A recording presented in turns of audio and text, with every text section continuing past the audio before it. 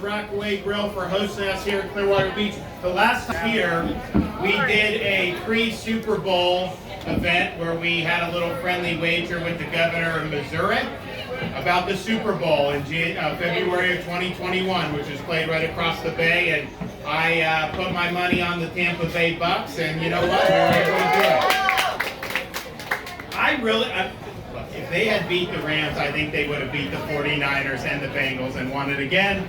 But you know what? We get a chance. We get one more chance with Brady coming back. So hopefully we'll be able to get it done. For today's announcement, I have a great cast of characters with us. We have our Secretary for the Department of Environmental Protection, Sean Hamilton, Chairman of the Florida Fish and Wildlife Conservation Commission, Rodney Bretto, the Executive Director of FWC, Eric Sutton, Visit Florida President and CEO, Dana Young, the Chief Science Officer of the state of Florida, Dr. Mark Raines, President and CEO of Mote Marine Laboratory, Dr. Michael Crosby. I did not see him. Where are you at? He's not here yet? Is he coming or no? Yeah, he's on his way? Okay. Director of Fish and Wildlife Research Institute, Gil McCrae, FWC Research Scientist, Dr. Kate Hubbard, new Commissioner for FWC, Al Murray, and then we've got Senator Ed Hooper, and then I saw Representatives Latvala, DeSigli, and Cheney, and we have the Speaker of the House, Chris Sprowls, as well. So thank you. We're here today to, is he, there he is, okay. Hey, good to see you, thanks for coming, we appreciate it. We're here today to announce some new funding that I've approved in this next year's budget. Now, I've not signed the whole budget yet because we're still going through those. I've got line item veto authority. We got to make sure we get it right. But we have done more than any governor to help put resources to bear for research and mitigation efforts against red tide. And if you look at the 4 years before I became governor, those 4 years there was a total of $2.5 million that was allocated to address the research and mitigation of red tide. Once I make this announcement today, for my 4 years, we went from $2.5 million to $40 million for these efforts.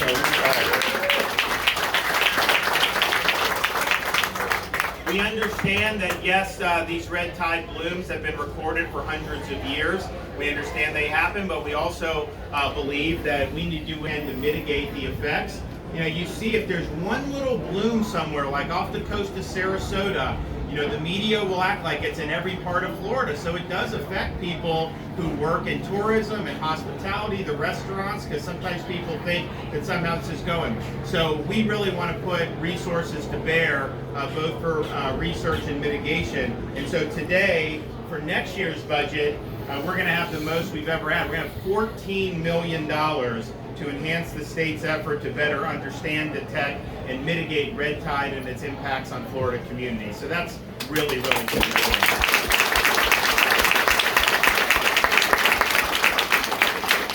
So this includes $4.8 million for the Center for Red Tide Research at FWRI, which was created at my request in 2019 to improve statewide red tide monitoring and to conduct research to better track, predict, and mitigate the effects of red tide. It also includes $3 million for the Florida Red Tide Mitigation and Technology Development Initiative, which is a partnership between FWC and Mote Marine Laboratory. We'll hear from Dr. Crosby here in a minute, to identify technologies to decrease the economic and environmental impacts of red tide. This initiative was established in 2019 in a bill I signed, and we have dedicated $3 million every year. We're going to continue to do that for a total of 6 years. And this is important, and we'll let Dr. Crosby talk about it.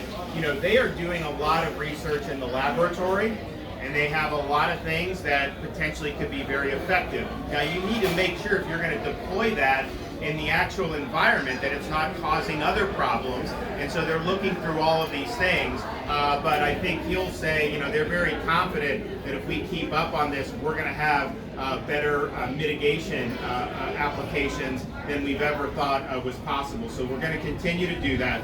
We also have $20 million available to combat harmful algal blooms and to support county governments in cleanup efforts, with a minimum of $5 million dedicated to the Red Tide Emergency Grant Program. And so what happens is, if you have a bloom, you end up seeing these fish. And then if you don't go out and clean it out, then it just exacerbates all the problems.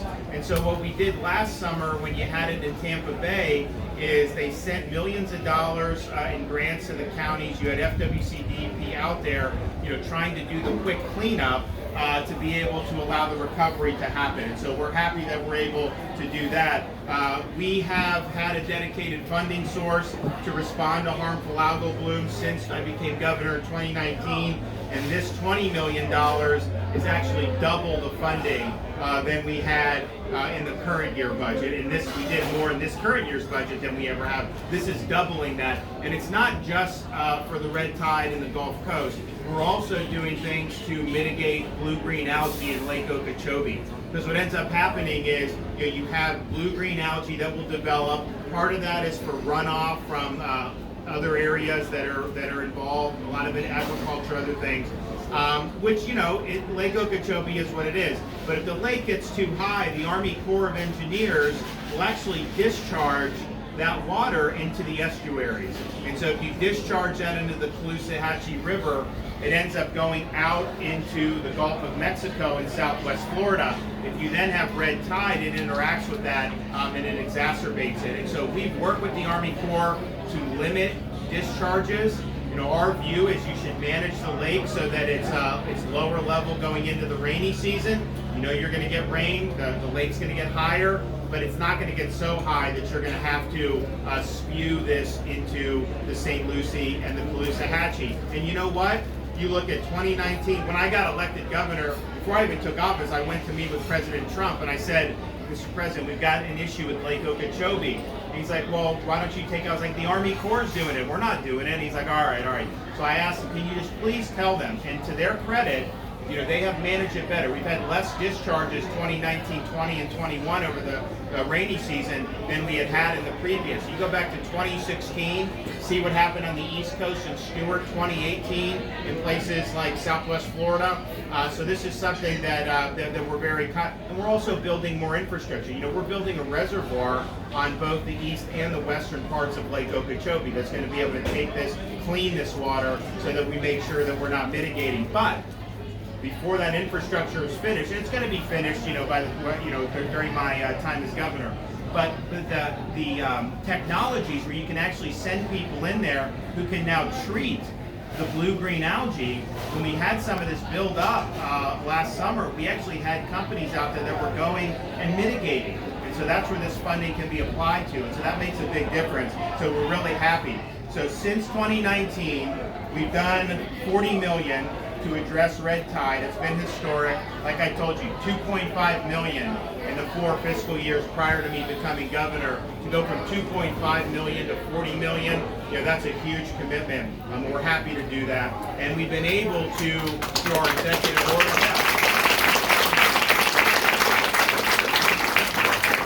we're the #1 fishing destination in the country, so we've got to make sure that we're continuing to do what we can. By the way, did you see we did the longest red snapper season that we've ever done? We announced that a couple weeks ago. All the fishing, really excited. And we're happy to do that, and we want to continue to do that. And so, when I did the executive order upon taking office, we said we're going to reorganize the Red Tide Task Force because that had been defunct for the previous 15 years. We're going to make this something that's going to be a priority. And if you look at what they've been able to do since I became governor, they've done sampling for red tide increase over 68% compared to prior to me becoming governor. And we have 60 different statewide partners that help in this effort. They will do offshore trips because that's where red tide originates. Those trips have doubled over the last 3.5 years.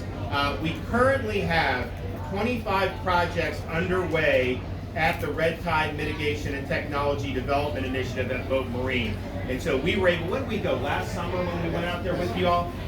They got a place, it's in Sarasota, Bradenton area, and they're working on all this stuff. And he's going to talk about some of it, but just imagine, if we end up with the type of approach that is going to mitigate this, that's going to be worth so much to this state to be able to do that. So we're happy about that. We're glad that they have a lot of these research projects underway, and we're happy to be able to partner with them to be able to do that. So we're going to continue doing this. We're working with Mote Marine, working with our state universities, of course working with the relevant state agencies to make sure that we're doing all we can to put our money where our mouth is, and to make sure that we are researching and hopefully developing ways to mitigate red tide as well as other harmful algal blooms. So we're going to hear from some folks up here. So first let me bring up Rodney Barretto, who's the chairman of the FWC.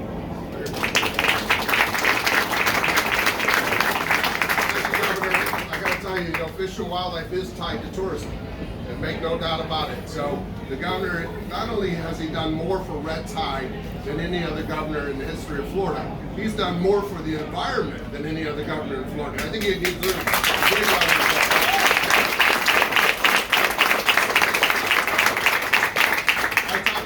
I told the governor, FWC is committed. We have boots on the ground. We're going to apply the best practices of science. In fact, Kate Hubbard, who is our lead scientist, she's in here. She's in the room here. She just became the FWC Employee of the Year. We just gave her a beautiful award yesterday at our meeting in Gainesville.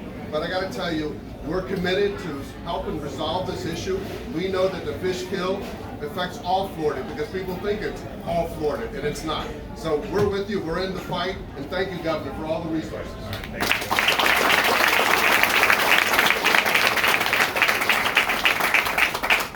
Okay, Dr. Michael Crosby from Mote Marine.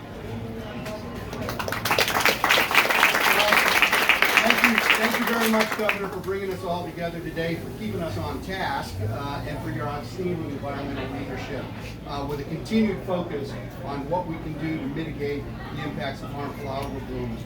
The Governor's leadership, along with that of the legislature, has enabled the state, as the Governor has said, to launch this incredibly unique new red tide mitigation technology development initiative.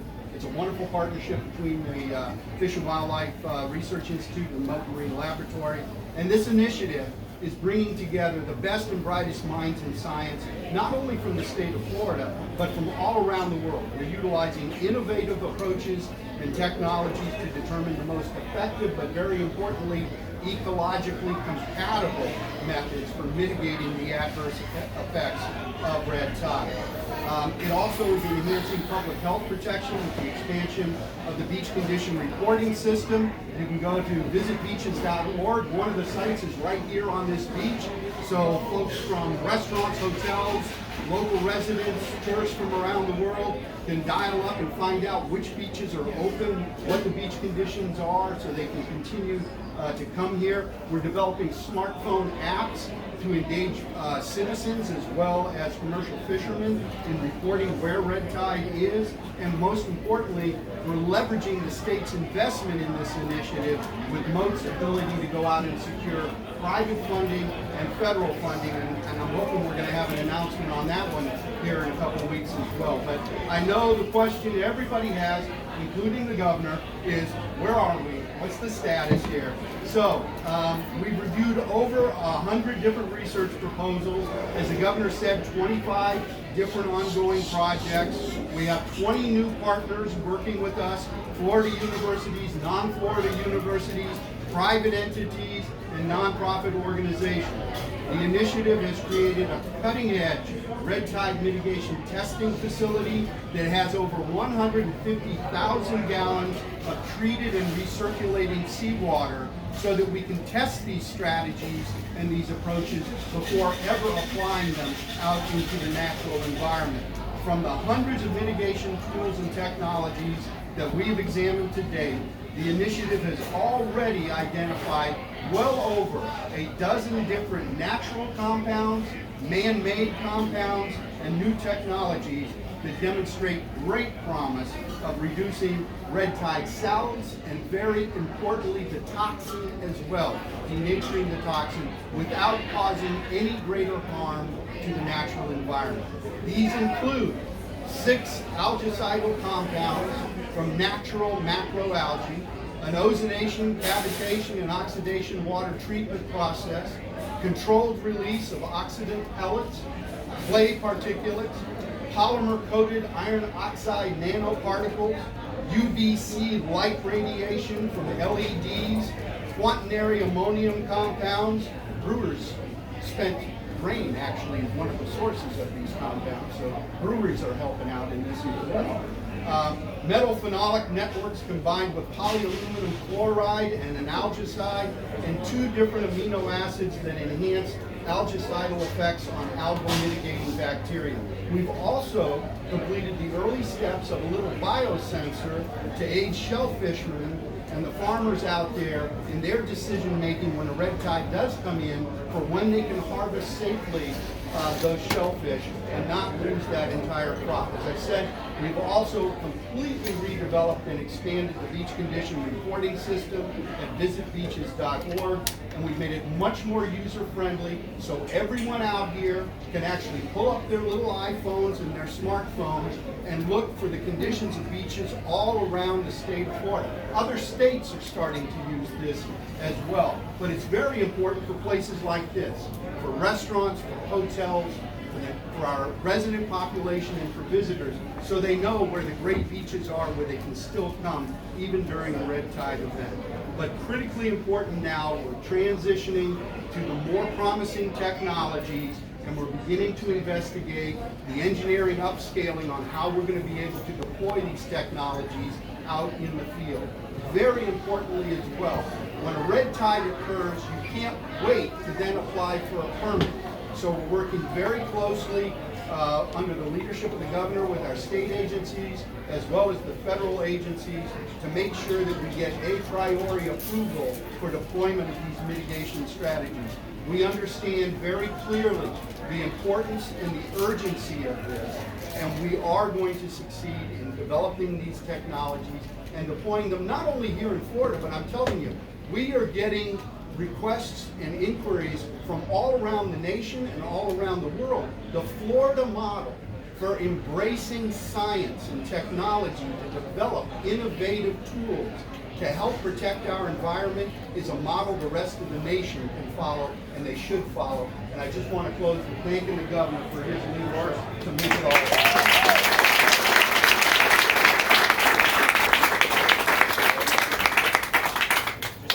If you get any of that that's really effective, patent it, royalties to the state of Florida. we put in the research money, we need the benefit of the back end. Then also just to say, you know, we're doing all this because it's important, and we know these events can happen from time to time, and we just always want to be ahead of things as we can. But you know, we're sitting here now not because this is happening right up the coast. In fact, this is beautiful right now here. I tell you, people are watching. You want a place to go. You know, these Pinellas beaches are fantastic. We're here in Clearwater Beach, but really we can't get out of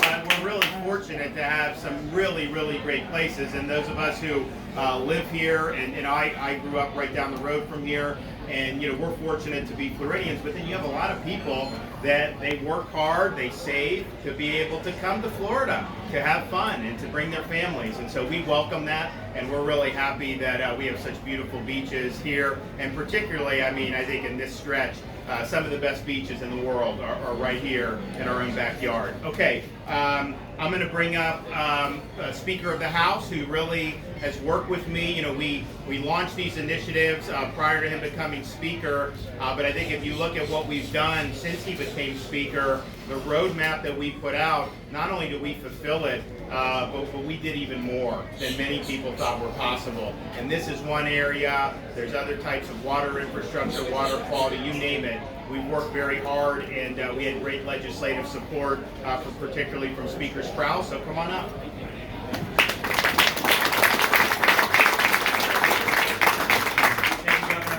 That. I was going to talk to you all about nanoparticles, but since Dr. Crosby already covered it, I figure I'll skip that. As we stand here today, we stand here with the most pro-environmental governor in the history of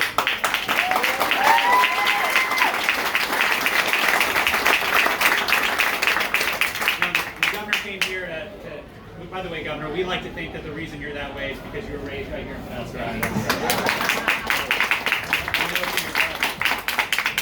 Now, the governor came here today to talk about all the things that are happening in red tide, whether it's the unbelievable research that's going on at Mote Marine under the leadership of Dr. Crosby, whether it's the modeling on red tide that's happening at the University of St. Petersburg. So much resources and efforts, so much more now than ever before on red tide. But the governor spent the better part of this week talking about the environment. He talked about the record resources we put into saving the manatee, the money that we put into resiliency across the state. When this governor came in, he could have picked any one of those things. He could have said, I'm going to be the governor who combats red tide the most. He could have been the one who says, I'm going to want to tackle the algae blooms in Lake Okeechobee. I'm going to one who's going to focus on the conversions from septic to sewer. I'm going to save the manatees. He could have done any one of those things, and it would have been a significant improvement in the lives of Floridians. But this governor knows that in order to make this the kind of place that we want to live, that we want to raise our children, we have to do all of those things, and we have to do them at the same time, Governor. I am so appreciative to be here with you. We stand too with legislators. I know I saw Senator Hooper, Representatives DeSantis, Cheney, and Lappow, and Beltran who are here. This has been the most aggressive legislature we've ever had on these issues. But we knew we had a governor that if we could just get him the budget, if we could just get him the bills, that he would lean into it, and that we would make sure that we are most environmentally friendly, that we can enjoy this water and these beaches for many years to come. By the way, this governor and this legislature put more money into beach renourishment than has ever been done in the history of Florida. Ever.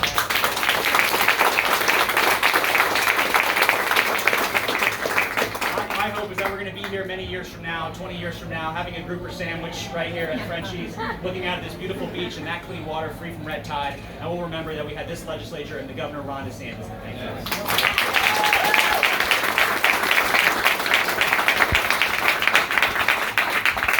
Okay, from the Department of Environmental Protection of the state of Florida, Sean Hamilton.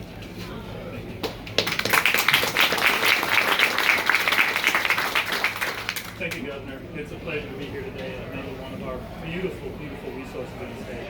And as you can tell, the governor, and it's somewhat, at this point, an understatement, but the governor recognizes that Florida waters are essential to the state's way of life. And that's why in less than 48 hours, I don't know what you do 48 hours into a job, but the governor, sworn in, issued a historic executive order outlining his bold vision to achieve more now for Florida's environment.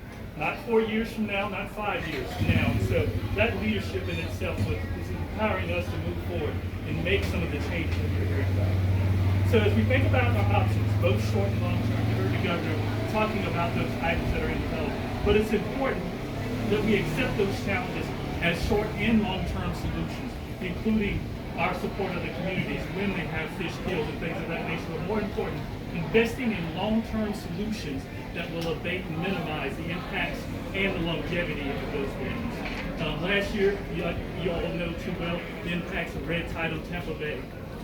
The department provided nearly $3 million, again, $3 million to Pinellas, Charlotte, Sarasota, and Manatee counties to ensure our beaches were clean, and additionally to ensure that the nutrients associated with fish were not released back into the system, causing further harm. In total, the department worked with the counties to aid in the removal of more than 45,000 pounds of marine debris. And again, we look forward to a future where red tide events are less frequent and Dr. Cosby's out of the job. No offense, Dr. Cosby. But we know this will take time, right? We know this will take long-term water quality improvements and projects that you hear the governor talking about over the last week and the coming week. To that end, as a result of the commitment of this administration and the Florida legislature, statewide, over the past 3 years, we've invested more than $500 million in coastal counties to address water quality and nutrient sources. And again, I always say, put your money where your policy is, right? And here you can see it firsthand. So thank you, Governor, for your commitment to improving our waters across the state and our way of life and the health of our economy and our communities. And with the continued support of the funding included in the 22-23 budget, I look forward to working with our partners to further these ongoing efforts. So thank you.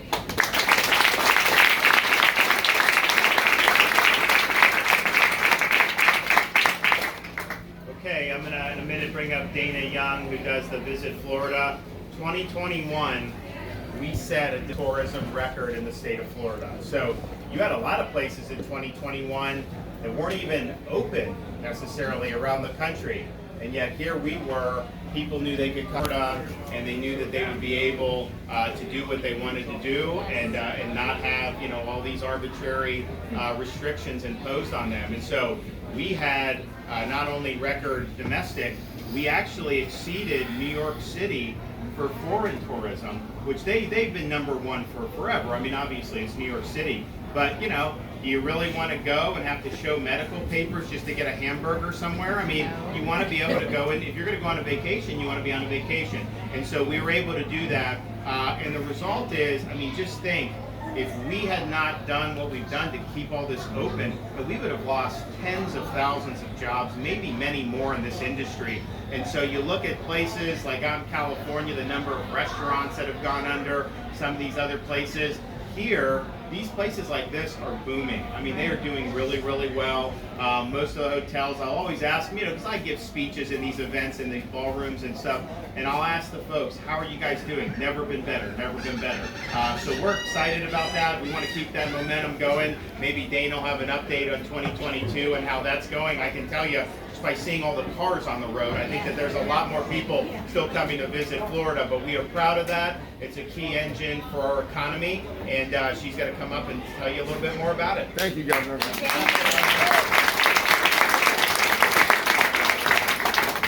you, Governor. I never underestimate the governor's ability to remember every single statistic that I give him and then beat me to all of my own talking points.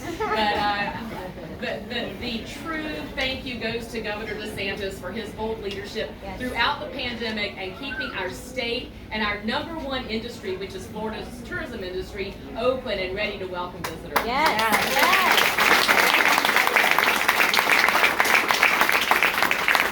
So we are thriving, and that is due in no small part to the governor's understanding and commitment to Visit Florida's marketing of our state, both domestically and internationally, and the ability to be in market for almost 7 months, Governor, where not another state was doing anything outside their borders, helped us create an incredible strategic advantage for the state of Florida that you are seeing on this beautiful day. I mean, while I would come here for one of these great grouper sandwiches, most people here are here for the grouper sandwich and the gorgeous beaches.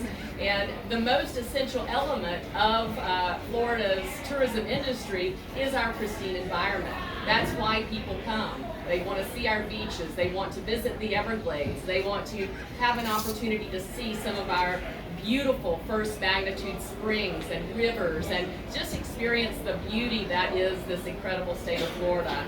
So the governor's commitment to environmental resiliency and protection is really showing his commitment to our economic resiliency in our state of Florida.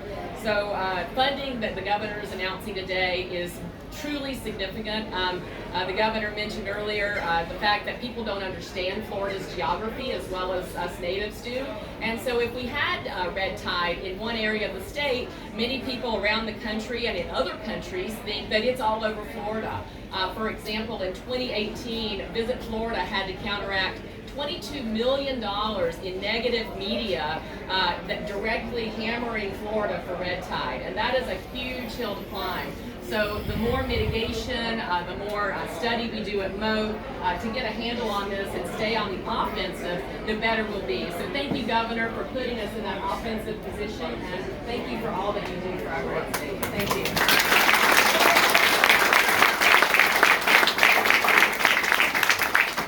So 2018, so I wasn't governor, I was running, and so down in Southwest Florida, you'd go down there, and because there was parts where, you know, they did have different blooms, but even when it would die down and it was fine, you still had people out of the restaurants weren't open or weren't filled, and a lot of that was because, you know, people were seeing this in the media and they thought that that was still going on. And so Visit Florida could help counteract that with some of our ability to advertise, and strategically, you know, we will look to do that.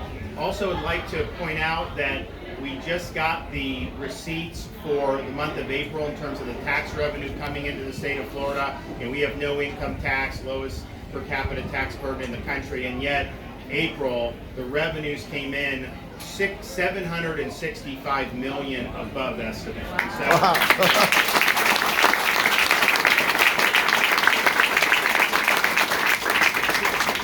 So the fiscal year ending June 30th, the budget was $101.5 billion.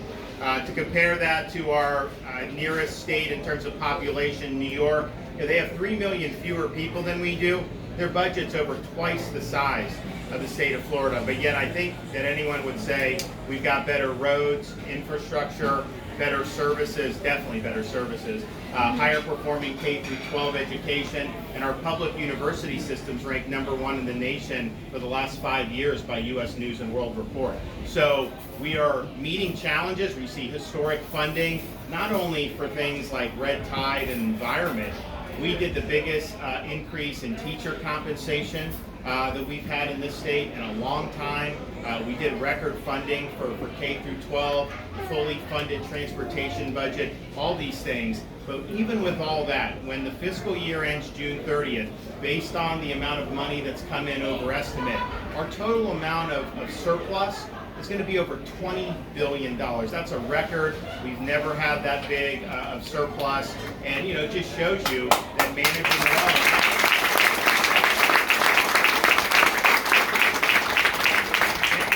And I bring that up just because part of the thing, we're obviously going to, we're actually going to announce some tax cuts on Friday. I'm going to sign that bill, or maybe next week, or pretty soon. We're going to sign the bill for that. A lot of tax relief for people was a $1.3 billion or something like that, highest ever we've ever done, and we're happy to do that. But we have so much cushion, and the thing is when you're leading, you have to look to see what kind of trouble could come on the horizon. And I think our fundamentals in Florida are very strong. However, you look at what's going on out of Washington, you look at the inflation that's absolutely out of control. They say it's 8.5%, but if you think the things that matter are up way more than that, gas, groceries, you look at how much utilities, all these things are going up really, really significantly. Now you have the Fed is going to be raising rates to try to get a handle on this. That's going to slow down the economy. I hope this isn't the case, but I think that there's a very good chance that the Biden administration plunges this country into a recession. And so we have to be prepared for that. I think we've got a lot of good stuff going. Hopefully we'll be able to weather it better than most. But from a budgetary perspective, if the economy slows down because of what they're doing in Washington, I just take some money, I plug in a hole, we will not miss a beat. We will not miss a beat. And so part of what you're doing, you want to be able to announce good stuff in the here and now, but you also want to have a fiscal situation where people know 2, 3, 4, 5 years from now, this state is going to be in very, very good fiscal shape. And so we've been able to do that, and we're proud of that. I don't know, we have 2 more months in this fiscal year. I think we had $650 million over in March, or 630, 760 in April. Even if we have half of that much, that's going to be another $1 billion into the kitty that no one was even talking about. And part of that is tourism. Part of that is property sales. There's a whole bunch of reasons for that, but it's being done with very low tax rates. And it's a lesson that you will actually do better from a revenue perspective if you keep taxes low and expand your economic base. What a lot of these high tax states do, they keep taxing people and people leave. And so they're constricting their own economic base, and then they got to go to the well again and tax more. And it's basically a vicious cycle. That doesn't work. We're creating a virtuous cycle here in Florida where you have good conditions, low taxes, our economy expands, and it really reinforces one another. So we're happy about doing that, and we're happy to be able to hear today. On topic or off topic? Off topic. Okay. Thank you so much, sir. You create force to combat election-related fraud. Multiple lawmakers tell me there is massive fraud in another arena, the property insurance market. Do you support creating a task force to combat property insurance fraud as well? Yeah, so, we're doing this special. So you had asked about that, and we're doing it. So we've got huge problems with how this market is done. And so I would love to see anti-fraud measures. We know if you look at the way Florida does, we represent, the most recent numbers, we represent 8% of all property insurance claims nationwide, but we account for 78% of the litigation nationwide. And so all those costs are going into driving up rates. Actually, companies are failing as a result of it. And some of those companies made some mistakes for sure. But we need to have a situation where if some company jacks up your rates, you got 4 or 5 other options to choose from, and so they actually have to compete for your business. We do not have them now, so we're going to do the session to try to deal with that. There has absolutely been a lot of fraud. There's no question about it. And look, at the end of the day, the people that hurts are just our basic homeowners. It hurts a lot of elderly people. You know, the thing about Florida and the demand to live here is people's property values have gone up. The average Floridian, their number one asset is their home.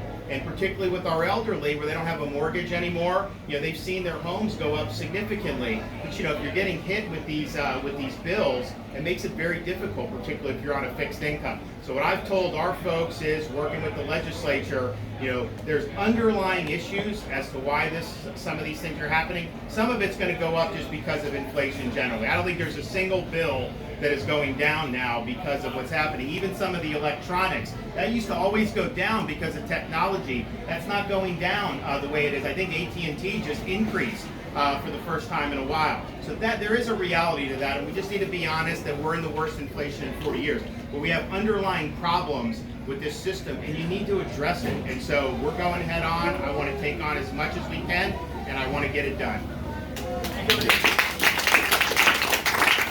Yesterday at a press conference in Southwest Florida whether you plan to expand the call for the special session to include further abortion restrictions. You didn't directly respond. Is that something you and the Speaker and the Senate President are? Well, I think we obviously, the property insurance, the reason we called the special session is because it's reached a crisis point.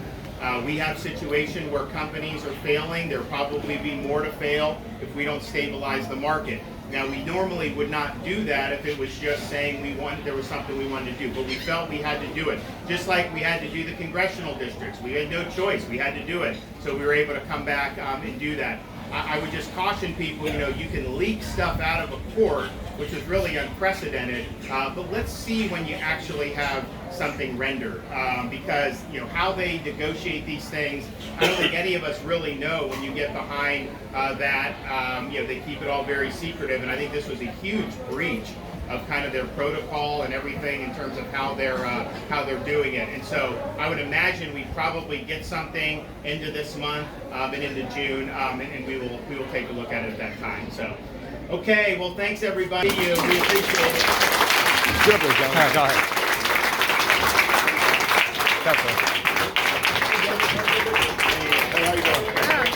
Hey, I'll see you. I'm a conservative accounts owner too. You got it? That's a video. Okay, good. Love you, Hey, buddy.